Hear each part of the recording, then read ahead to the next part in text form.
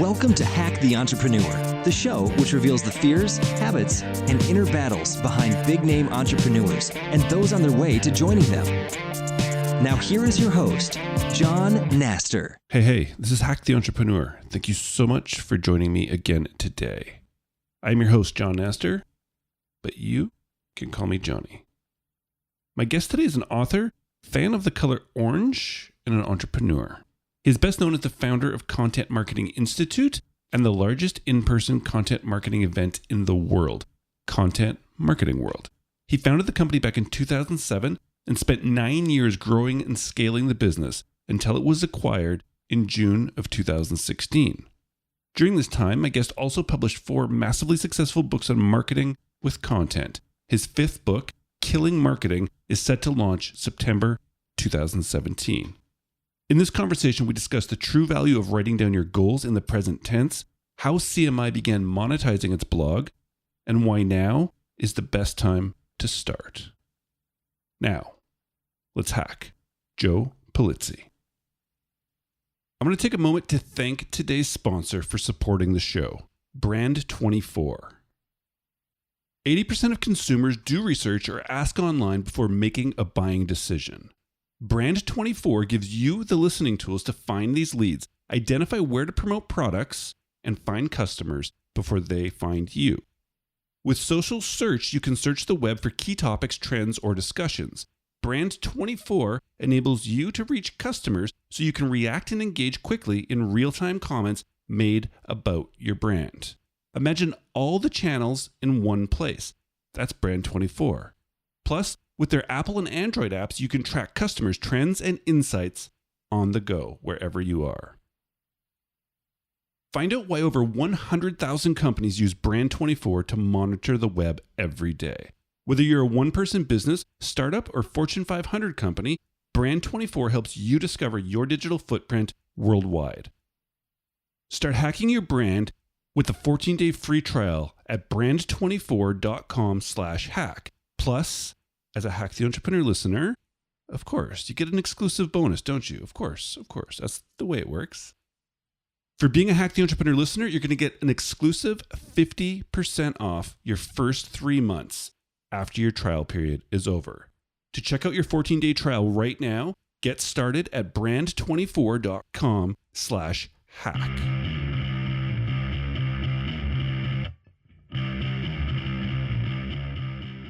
We are back with another episode of Hack the Entrepreneur. And today we have a very, very special guest who I was just discussing how I cannot believe I have not had him on in 350 episodes. Joe, welcome to the show. John, thanks for having me on. I don't know, should I take it personally that it's taken 950 or 350 guests? If I was you, I would, but hopefully you won't. I know.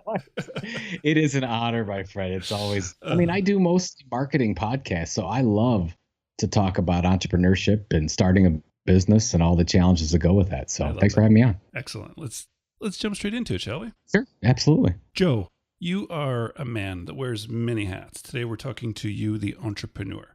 So Joe, as an entrepreneur, could you tell me what is the one thing that you do that you feel has been the biggest contributor to your successes so far? Yeah, it's funny. You'd think that I would have to think about that for a while. It's actually a pretty easy answer. I started as an entrepreneur in 2007.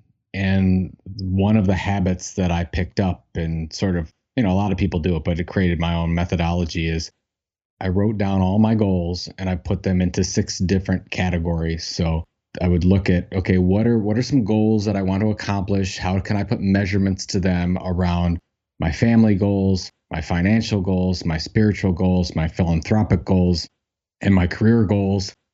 And every day I would get up and review those goals.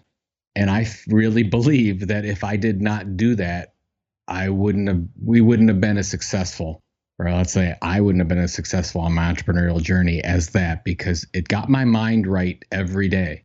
And as you know, you can get into emails and you can get into doing projects that are not additive to the entrepreneurial journey and you get kind of caught up in a bunch of nonsense. And if you really do review, this is what I want to accomplish. This is who I want to be. And actually, the way I wrote them was present tense.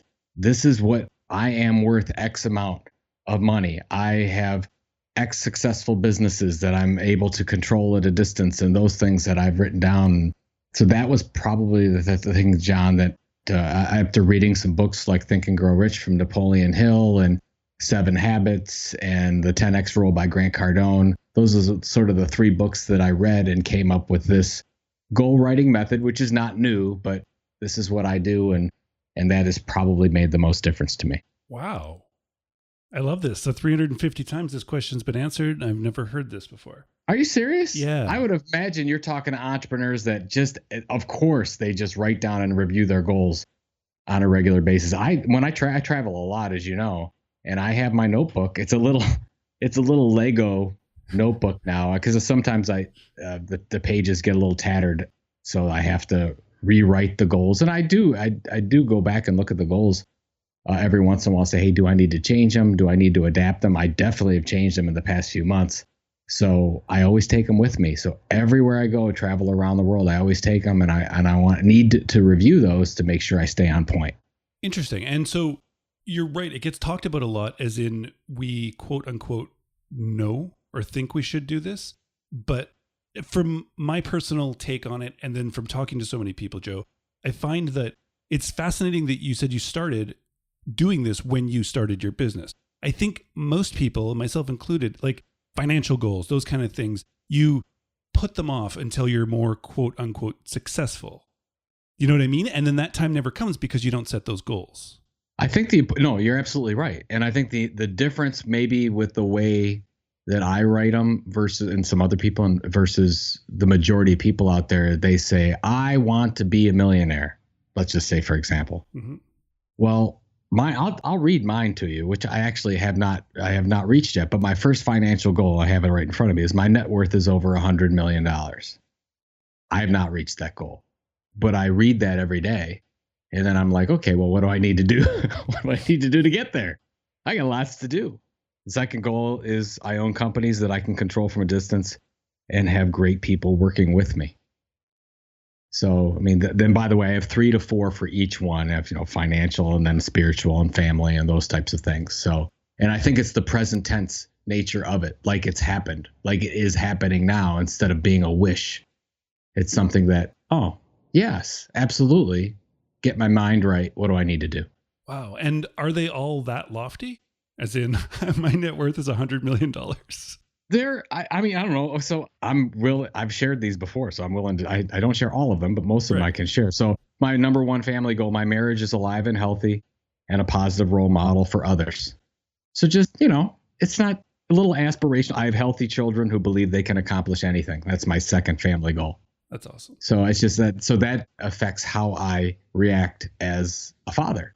And my goal as a father right now is to teach my kids optimism. I've been all about this optimistic way to look at things. And I believe that if they are optimistic, they will be able to accomplish anything, no matter what negative things come their way. So, I don't know if that's lofty or not. They seem pretty simple to me because I read them all the time. Right. But they are what they are. But that's certainly helped. And I'll tell you what, there's been days where I've missed. And you know what I do? I get bogged down in email. I get bogged down in the minutia of meaningless things. So this kind of keeps you maybe to higher leverage sort of tasks and things that will perform a bigger sort of return on investment to you.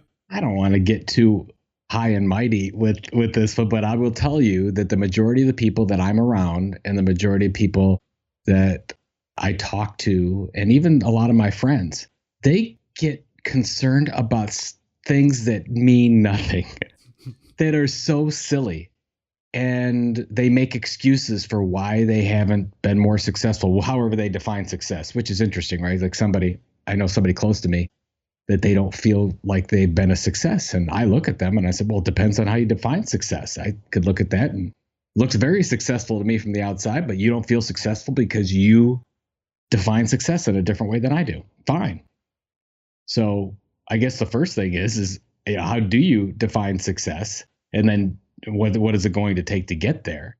But yeah, I see so many people just getting in relationships that they shouldn't be. They're doing work that is not strategic. It's very tactical.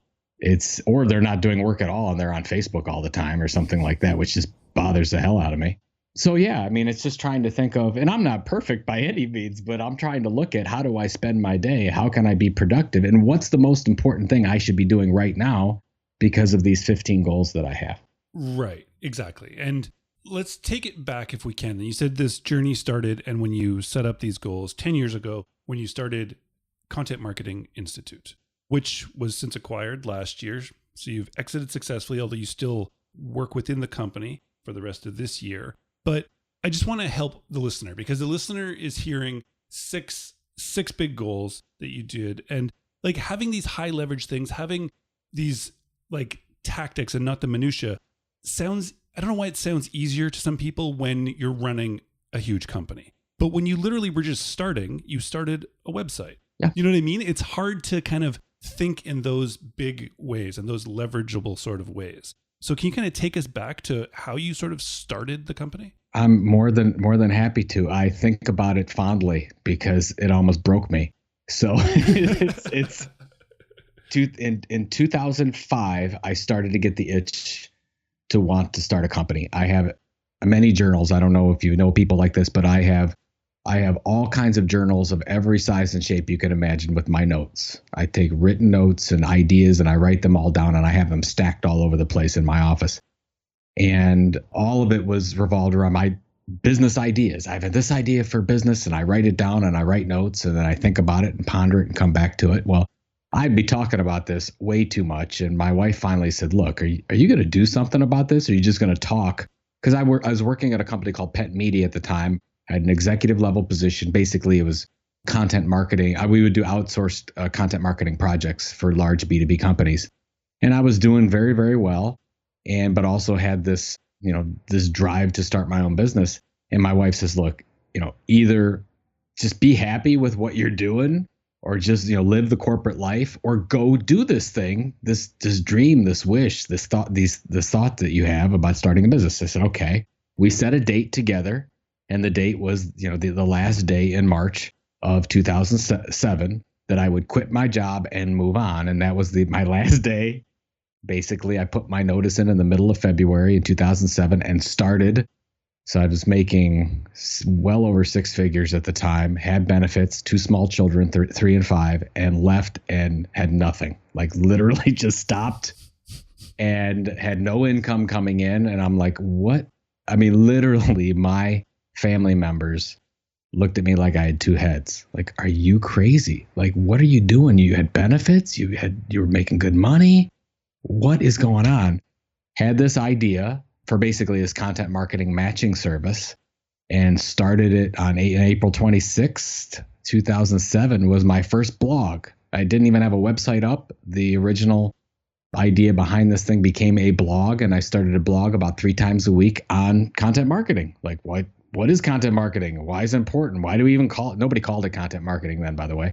So I was calling it content marketing and why you should use that term and all this other stuff. And so basically I learned how to create a website. I was using a typepad blog. I was doing consulting on the side just to pay the bills because we had to eat. I did have some saved up over the years because I knew, this was one thing that I wanted to do. And it was challenging. It took, fast forward 2.5 years of trying to get the product up and running, trying to build an audience online. And in September 2009, I literally was looking for a job. I thought, okay, we're not going to make it. We were bleeding cash. The product cost a lot of money to try to build this matching service that we were trying to build online. I'm like, this thing is not going to make it. And I started to feel really sorry for myself. I'm like, my wife is like, look, if you want to go back and get a job, but don't put excuses out there. Like, have you given it your all? Have you really looked at the business the right way? So she's been fantastic support for me. And so I really looked at it again. And that's when in September, November, I realized, oh my God, I'm trying to create this product. What if I just built the audience, just really focused on building an exceptional audience and then cater products that they actually are already asking to buy that just happen not to be the thing that I'm selling right now, this matching service. So that's when launched contentmarketinginstitute.com formally in May of 2010. And then in January 2011, we launched Chief Content Officer Magazine. In September 2011, launched Content Marketing World, our first big event, where honestly, John, I was hoping for, man, can we get 100 people to come to Cleveland to talk about this thing called content marketing? And we ended up getting 600 to come to Cleveland that year. And when I was on stage in September 7th or September 8th, I can't remember the exact date of 2011, I'm on stage and I look out and there's 600 people that came from like 23 countries to go to this event in Cleveland, Ohio, which at that time was even harder to get to than it is right now. And that's the first time I said, oh my God, I might actually not have to go out and get a job. That's the first time. Because I remember really well because, we started the company with my wife. And right before I went out for the opening keynote, because David Meerman Scott was the opening keynote right after me, but I was going on and I was going to, introduce the conference, and my wife comes backstage and she is crying, and we hugged and we both started crying, and I'm like, stop, I got to go on stage. But it was one of those moments that you'll never forget because it was the we made it. Entrepreneurs that I talk to, they don't always have the we made it moments. That was our we made it moment where all these people actually came and spent money. And so that's the initial journey. And then we knew we had something, and see, if it was 5 years later, and our goal was always to exit. One of my goals in my book that I was just telling you about was written down that the goal was to sell the company, which I was able to take that out when we got to a certain valuation and sold the company in June of 2016 and kind of went full circle. So wow, it's been a heck of a ride, John. I'll tell you, as you hear all the time, but it's been amazing. So was your wife still part of the company at that point? Yes, so it was basically me in April 2007, it was basically me. And then when I had this idea to start what became Content Marketing Institute, she was already scheduling my speaking and sort of planning my calendar and helping me get organized, which is not one of my greatest strengths. So I asked her to sort of stay on, and as we grew CMI, would she sort of oversee some of the projects and get us organized. And when we really became Content Marketing Institute, she became our vice president of operations, and she ran all the operations. And believe it or not, as we speak, I don't want to date this, but tomorrow is her last official day. So she's retiring as part of Content Marketing Institute. She's super excited. We have a nonprofit called Orange Effect Foundation that helps kids find speech therapy that don't have the funds. And so she's going to work on that full time. Wow. So I love it. I was going to say, your wife sounds amazing before I even knew this part of it. She's in the amazing business. I'll tell you. And then like the fact that like she sounds like she should be like a executive or business coach, the way at like crucial times when you were just not sure, she was just like, you either got to do this or do this. What's so funny is she's a social worker. So when I left, I mean, before we have two boys, and before we had kids, she was a social worker. She worked at Cuyahoga County in Cleveland. She was exceptional at her job. She was a supervisor. And when I think back on it, maybe being a social worker is maybe one of the best things you could be, going into an organization with a lot of personalities. And she had to manage all those because when we had about 26 or so full-time people when we sold, and then let's say another 30 to 40 contractors. And she sort of managed all those personalities. So, when I'm looking to hire somebody, I see social work on there, and my heart sort of tugs in that direction. I'm like, that person can probably manage a lot of personalities at once. I like it. Exactly. And so I don't want to dwell too much in the past, but because of the successful exit like that you've had with this, and I do want to talk about sort of where it started, because this idea of creating, how you had a product, you tried to find people to buy it, it didn't work, it almost broke you. And then you decide to build an audience and then create things that they want. That's what everybody talks about now. This wasn't now. And so I don't want to gloss over that. But do you remember once you started building CMI out and building that audience, do you remember like the first product that you offered? Oh, as part of CMI? Yeah. Oh, absolutely. I mean, so first of all, so I wrote about this whole methodology in my last book, Content Inc. Came out in 2015. And basically I went through all, and as you've talked to a lot of the entrepreneurs in the book as well, that they basically built their audience first and then they monetized it. And it's just a media model. It's nothing new. It's been around for hundreds of years, but so many entrepreneurs go out and they have this great idea for this most amazing product, which I think it's such a risky strategy, and you don't have to risk that much. What if you just create an audience that knows, likes, and trusts you, and then once you get to know that audience really well, you can start to sell them stuff. That's why I'm good friends with Brian Clark, and Brian Clark's done that.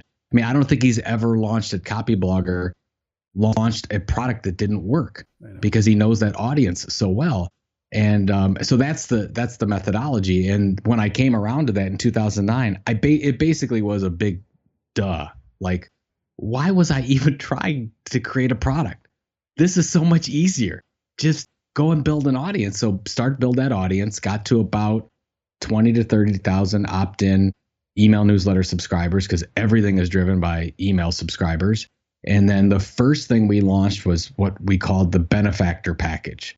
And the reason why, and I'll go through some detail because I teach it a lot and it's really important. But the benefactor package is basically a combination of content and sponsorship and advertising that they ended up supporting what became Content Marketing Institute. I had no money at the time. So this is in late 2009, early 2010, and I'm trying to relaunch this new thing called Content Marketing Institute. And I had no money left. I'm like, well, what am I going to do? Well, I had some good contacts, and I said, well, I created this limited to 5, now it's 10, but limited to 5 benefactors. And you could basically sponsor the Content Marketing Institute and fund us. And for that, you would get 20% of the online inventory, you'd get 20% of the promotions in the email, and you'd get the opportunity to blog on our site. And I went ahead and I called a lot of people that I thought would be interested that wanted to reach marketers around this thing called content marketing.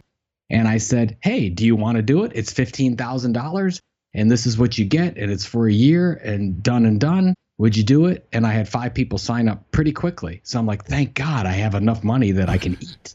I mean, that just funded us being able to survive for the next few months until we created another product, which then we started to do webinars and then obviously started to sell advertising in the magazine and started to get sponsorships in for Content Marketing World. And then everything started to work. But it was the benefactor package. And I detail this in the book. And I said, well, this, you can't, it's very hard to sell direct advertising, but if you can package it as a sponsorship and do it in a certain way, people will want to support you. They believe in what you're doing, or they want to have some kind of lead generation component. So it was that benefactor package that saved us. And that was the first product we launched. Wow. Not at all what I was expecting from you. That's really impressive because you mentioned Brian Clark in there and this idea like you did too of building the audience first and building these products. And it sounds easy, but it's still not always, even when you have that audience, sometimes it's not always easy to find the right thing for them. Oh no, absolutely. It's not. And I make it sound like, oh yeah, all you got to do is this and create a lot of content. And before you know it, you got 10,000 email subscribers.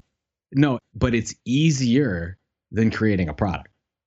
And having no audience for it and nobody to buy that, and then spending a lot of advertising and disrupting a lot of people to try to get people to say, hey, you got to buy this amazing product. But if you're giving value all the time, you will start to build an audience behind that. And then you just literally ask people what they wanted. I mean, the only reason Content Marketing Institute exists is because I'm trying to sell this matching service where basically trying to drive people that want to do custom or like brands that want to create their own content products and can't do it themselves. And I was going to match them up with agencies that offered those services.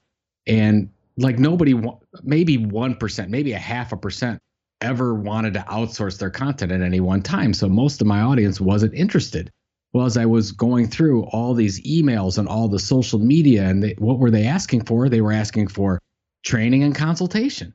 It's like, Joe, this content marketing thing is new in our organization. We need to be trained. Teach me about it.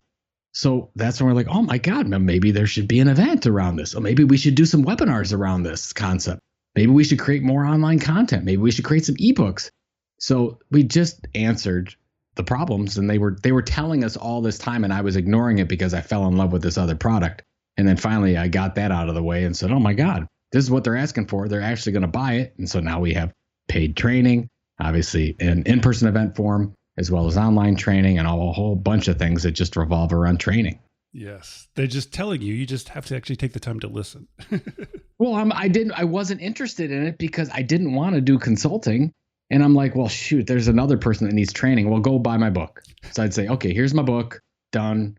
Take that. Here's the audio book of it, whatever. And I didn't even think about, oh my God, everybody that's coming to me has the same problem. And I was ignoring it for about a year. And that's why I gave back to this big, I don't know if it's an aha moment or aha, you're an idiot, Joe, because you haven't been listening to your audience. And a lot of people don't do it. A lot of people, we don't, because we're so focused, and this is, I mean, we work with a lot of very large enterprises. You're so focused on what you want to sell, and the content you create is supposed to drive that sales, the commerce transaction, if you will. And sometimes we forget that, if we just solve that audience's needs on a regular basis, that'll open up markets that we never dreamed of.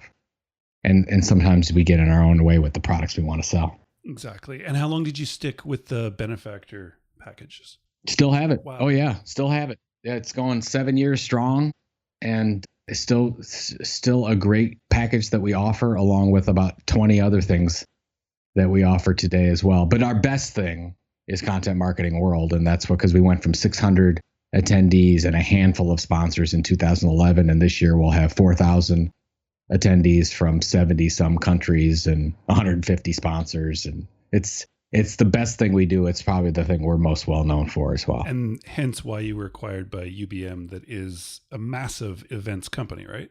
That's right. They let's be honest. They pretty much bought it for Content Marketing World. I mean, we have a lot of other events. We have Intelligent Content Conference, which is a smaller event in Las Vegas. We do master classes, small training classes around the country. But yes, absolutely. We have probably the largest, most well-known event in the content marketing industry, and that's what they were interested in. Fair enough. Whatever it takes. Whatever. And I love the event. I love the event business because most people do events horribly wrong.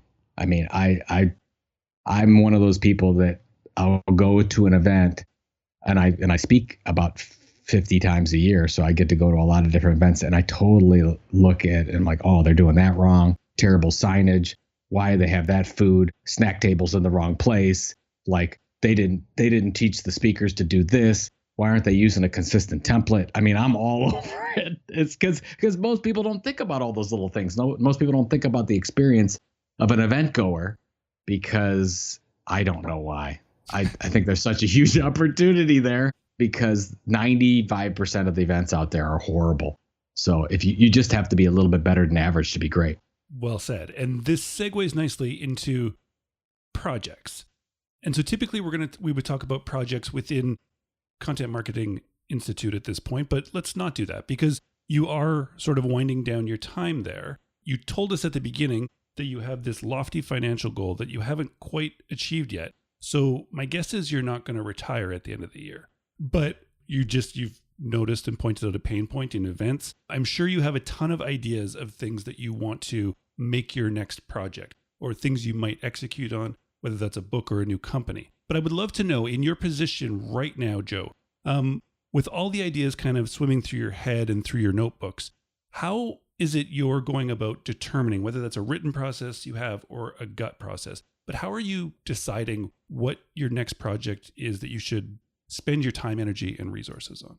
So I have an answer to this. You might not like it, but I'm going to tell you the truth because it is what it is. So the one, when I started the business in 2007, I remember when I went in and gave my notice when I was working at Pent Media, and I said, one of my main goals is to spend more time with my family, especially my two boys at the time. And they were 3 and 5, as I said. Now they're 14 and 15.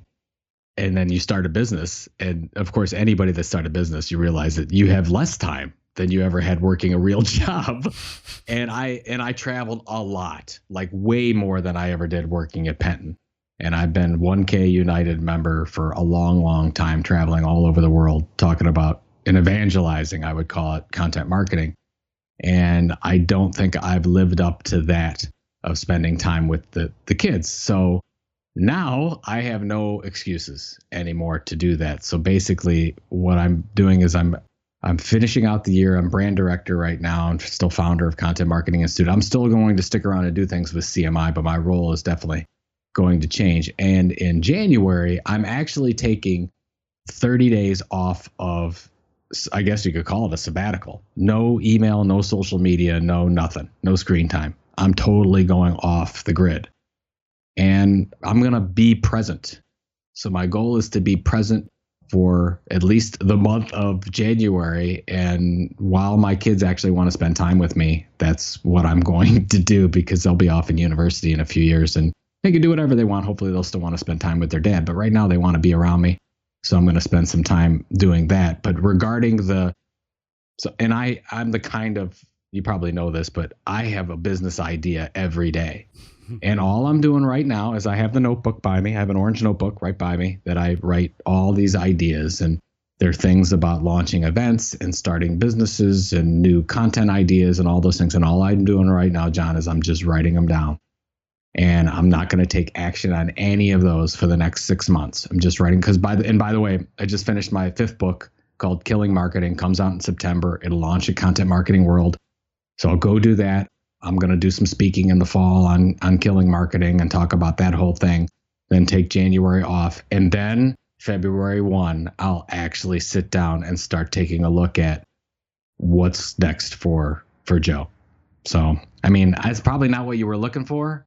That is exactly what I was looking for. Oh, well, good. Well, because I don't honestly know what's going to be next. And it's really hard for me because I think the biggest struggle in this whole process for me is, what am I going to do? Like, what is the next chapter? And I've been really working with my wife she's been coaching me again, saying, you don't have to know. You don't have to know, like, career-wise or business-wise. And by the way, it doesn't have to be anything.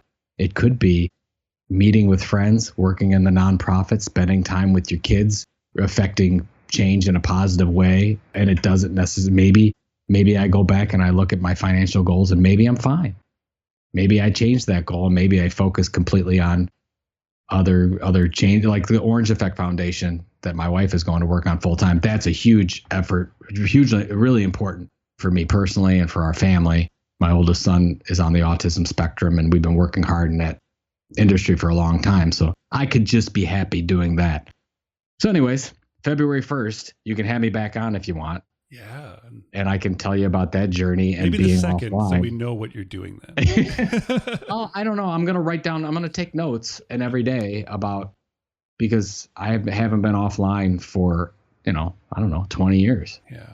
So I don't know what it's going to be like. I know people that have gone through it, but I'm definitely going to give it a shot and see what happens. Fascinating. I love it. So this has been an absolute blast, Joe.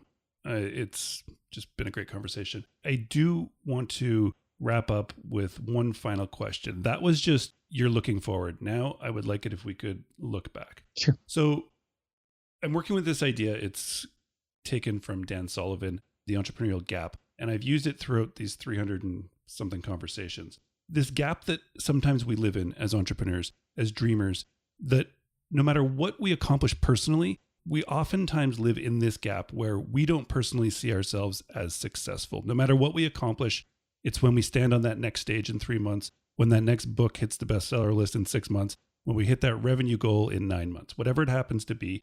You and I both know we set bigger, loftier goals into the future the second that happens. And like walking towards the horizon, the further you walk, the further away it gets. You've accomplished a ton. We don't know if it's exactly what you're going to strive for ultimately. That doesn't matter at this point. I would love it right now if you could stop, turn around, and look behind you. The highs, lows, wins, and the losses. But tell me how you feel about the whole journey until today. Wow. Is that really a question? That's like, I feel this extra burden on my shoulders. I'm such a homer for entrepreneurial people. I've since I became an entrepreneur and am able to do whatever I want during the day and go wherever I want and make my own decisions and not be beholden to somebody else. I feel bad for a lot of people that have a regular job. Now, I don't want that to sound condescending because it's not. I mean, I have teachers in my family that are amazing, musicians in my family that just are amazing, and they, and there's wonderful people that do wonderful things. But for me personally, I changed in 2007 when I launched the business because I felt like I was in shackles and like, oh my God. And I realized that there's a different way to live your life. And I was missing it this whole time. And I think, and actually I started, it was, so it was 2007. So I was 34 at the time, and which I guess, depending on how you look at it, is young or old. But I look back on it and I'm like, wow, I wish I would have started sooner. But that said, I started when I started, and now I'm, 44 and not retiring, but kind of going off to the next journey. I would say the biggest question that I get, I do a lot of entrepreneurial consulting, or I'll meet with entrepreneurs and small business owners and just talk. We'll have coffee and just try to be a mentor or help them if I can. And when they talk about all the reasons why they can't start a business or why they can't do something. And I tell them, like, they expect me to say, Joe, no, or they expect me to say, oh, that Jim or Bob or Susie, that's not right. You need to think about it this way. I always tell them, you're absolutely right. You can't do that because of this. You can't do that because of that. And they're like, wait, hey, you're supposed to like uplift me. Like, why aren't you giving me good, solid advice? And I'm saying, if you believe that you can't do something because of your kids or because you don't have money or whatever the reason is, then you can't, because that's what you believe, that you're creating that world. I said the same thing can be true. If you believe you can, because for what you can do and what you have, then you can. And that's why I'm all on this thing with my boys right now about an optimistic behavior and actually thinking that you can do something and not coming up with excuses. I am not like you just mentioned this about like talent and drive. If I look at my talent, I don't feel I'm any more talented. And in some ways, I'm less talented than a lot of the people that I know. The only thing that's maybe different about me is I am an optimist, and I really do believe I can do anything, just because the fact that the majority of the people out there don't get started. That's it. That's the only difference. Is I go. Like when the gun goes off at the start line, I'm running slow, I'm falling down, but I'm actually running when most of the people there are still at the line trying to think about, well, should I do it? Should I not? Oh, there's a secure job over here. I'm going to get that. I don't feel like I can risk it. Take a chance over here. That's the difference. So I guess the most important decision I ever made was when we sat down in early 2007 with my wife, and she, thank goodness, said, Joe, let's just set a date and let's hit that date and we'll see what happens. And we set that date, and from that moment on, it's just been the most amazing ride. And maybe also for the fact that I know a lot of people have trouble doing this, I was able to work every day with my wife, my best friend. A lot of people don't have that, can't do that. I've been told a lot of people can't do that who are married, work with their significant others, but we had just a great time of it. So that's what I would say is now is the absolute best time. Tomorrow is not going to be any better. There's always going to be something else. And the only difference between what I did and everyone else out there is that I jumped. Beautifully said. Beautifully said. We've got to talk about the business in passing, Joe. You mentioned in passing a brand new book coming out in September. Where can we specifically send the listener so that they make sure they find out when that book comes out? Oh, thank you for that. Yeah. I don't even know if the website's up yet, but it's going to be killingmarketing.com. You can go to, and then Amazon.com is already selling it for pre-order. So you can go to Amazon.com and check it out. And then we'll be debuting it, and I'll be speaking about it. My co-author, Robert Rose, will be speaking about it at Content Marketing World, which is September 5th through 8th in Cleveland, Ohio, and which is also my hometown and also the headquarters for Content Marketing Institute. Very cool. Very cool. So pre-order, I'll find that link for you, and I'll put it in the show notes on Hack the Entrepreneur. As well, I'll check if killingmarketing.com is available, and some other books we talked about, the 10X Rule by Grant Cardone, Think and Grow Rich, and I'll also link to the now infamous Content Marketing Institute. joe.com. And Joe is on Twitter, not next January, but he will be until then and possibly after. So I'll put that there too if you want to follow up with him at all. It'll all be there for you in the show notes when you're done working, jogging, driving, whatever it is you're doing right now. Joe, once again, thank you so much for taking the time to share with me so openly and to just chat. It's been amazing. And please keep doing what you're doing because it is awesome to watch. And anytime. And then let's chat after February 1st. We'll see what happens. Thank you. You got it. Thank you. What if you could discover what people are saying about you and your brand in real time? Brand24 gives you instant access to mentions about your brand across the web, from social networks to influential publishers. Start discovering what people are saying about you with Brand24. Go to brand24.com/hack. That's brand24.com/hack for a 14-day free trial. And as a Hack the Entrepreneur listener, you're going to get an exclusive 50% off your first 3 months. Once again, that's brand24.com/hack. Yes. I said it at the beginning of the interview, and I absolutely meant it. Joe, I should have had you on the show years ago, but it's really, really, really cool that we connected and that you stopped by. I learned a lot about you. I learned a lot about your business, and I hope that we got to share that with you out there listening as well. So getting to take part in this conversation, having watched Joe for years, read his books, consumed his content, and just watched him grow Content Marketing Institute until getting to exit it last year in a very successful way. It was really cool to get to take part in that conversation. But now we've reached the point in the conversation where I get to go back and I get to listen to the conversation like you did. So that's what I did. I went back and I listened to the conversation Joe and I had, and I went through. And then I went back through the conversation again. That second time back through the conversation, there was some things that Joe had said, but there was this one thing that stood out to me above everything else. It was the one thing that Joe said. Did you get it? Did you hear it? Let's do it. Let's find the hack. I'll read mine to you, which I actually have not reached yet. But my first financial goal, I have it right in front of me, is my net worth is over $100 million. I have not reached that goal, but I read that every day. And then I'm like, okay, well, what do I need to do? What do I need to do to get there? I got lots to do. The second goal is I own companies that I can control from a distance and have great people working with me. So, I mean, then by the way, I have 3 to 4 for each one. I have, financial and then spiritual and family and those types of things. So, and I think it's the present tense nature of it. Like it's happened, like it is happening now instead of being a wish. It's something that, oh, yes, absolutely. Get my mind right. What do I need to do? And that's the hack. Joe. I absolutely love this. I love that you have these 6 categories, then you have 3 to 4 goals within each. You write them down and they're in front of you every single day. And then there's this tweak. So lots of us have goals. Lots of us set goals and ambitions ahead of us that we want to reach. Lots of us write them down. Lots of us maybe put them in front of us.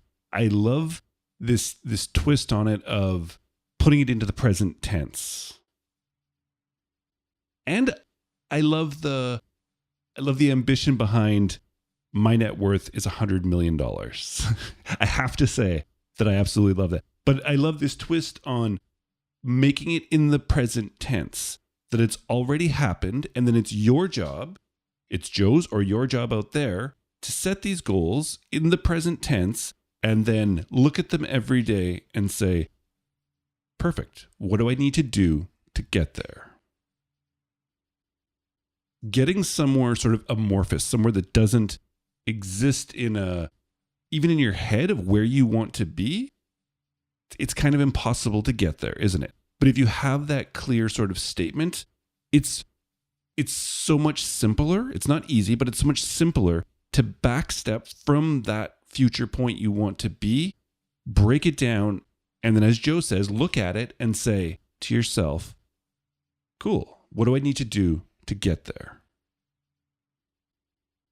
So Joe he had his financial, his family, his spiritual, I guess a business goal. You can break these down in any way you want, but write them down and try this. Try what Joe says and write them down in the present tense and constantly ask yourself, what do I need to do to get there? Joe, thank you so very much. All right. Well, that was a lot of fun. I'm honored and privileged and so happy that Joe joined us. And I hope you dug that as much as I did. HackTheEntrepreneur.com is the site. Remember, I wrote a book a year and a half ago. Sold, it's actually over 10,000 copies now. So I got to update that. But if you go to HackTheEntrepreneur.com, right at the very top, you're going to see a spot. If you put your email address in there, you can get the book absolutely for free. PDF copy of it. If you've bought the book, if you're one of those 10,000 people, then I thank you, truly. It means a lot. It really does. It means a lot to me too, though, if you haven't bought the book and you want to go download it and read it. If you dig it, if you don't dig it, I don't know, like hit me with an email. Let me know. I would appreciate that anyways. I'd just like to get into your hands. I believe that book is something that can sort of maybe give you that kick in the ass that you might need to get through and do the stuff you want to do. Build the businesses you want to build. All right. It's been fun. I will not take any more of your time. I do appreciate you stopping by, though. And please, until next time, keep hacking the entrepreneur.